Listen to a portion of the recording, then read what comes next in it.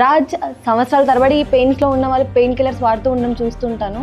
అసలు అవి పనిచేస్తాయంటారా? చందన, అసలు ఆయుర్వేదం అయినా, హోమియోపతి అయినా, నేచర్ మేడ్ పిల్ అయినా, సింథటిక్ ల్యాబ్ మేడ్ పిల్ అయినా, ప్రపంచంలో ఎంత పెద్ద డాక్టర్ అయినా కూడా పెయిన్ ఉంటే చాక్లెట్లు ఎప్పుడు పెయిన్ కిల్లర్ ఇస్తారు. బ్యాక్ పెయిన్ అయితే మా దగ్గర గాబాపెంటిన్లు, ప్రెగాబలిన్లు వాడి 100 నుంచి 800 mg వాడినా కూడా పెయిన్ తగ్గకుండా వస్తారు మా దగ్గరికి. అండ్ నేను మీకు ఒక షాకింగ్ విషయం చెప్తాను చూడండి. డైక్లోఫెనాక్ లాంటివి చాలా చీప్, ఇంజురీస్, ఇన్ఫ్లమేషన్ మీద పనిచేస్తుంది కాబట్టి చాలా cheap and cost effective. And ఇది జస్ట్ 15 minutesలో పనిచేస్తుంది కాబట్టి 1994 తర్వాత ఫార్మర్స్ అందరూ కలిసి పశువుల మీద వాడడం మొదలుపెట్టారు. 1990కి ముందు అయితే కోట్లకు పైగా రాబందులు ఉండేవి. అండ్ ఇవి ఎర్లీ 2000s కన్నా రేర్ అయిపోయాయి.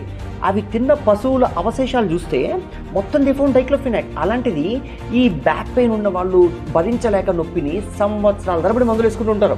అండ్ ఇయర్స్ కొద్దీ ఉండే పెయిన్కి కేవలం 45 minutesలో మా దగ్గర రిలీఫ్ ఉంటుందంటే జనాలు యాక్చువల్లీ ఆశ్చర్యపోతుంటారు అనమాట.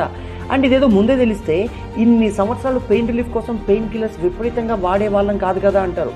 అండ్ కిడ్నీలు, లివర్లు ఇంపాక్ట్ చేసుకునే వాళ్ళు కాదు కదా అంటారు. కానీ అప్పటికే లేట్ అయిపోతుంది.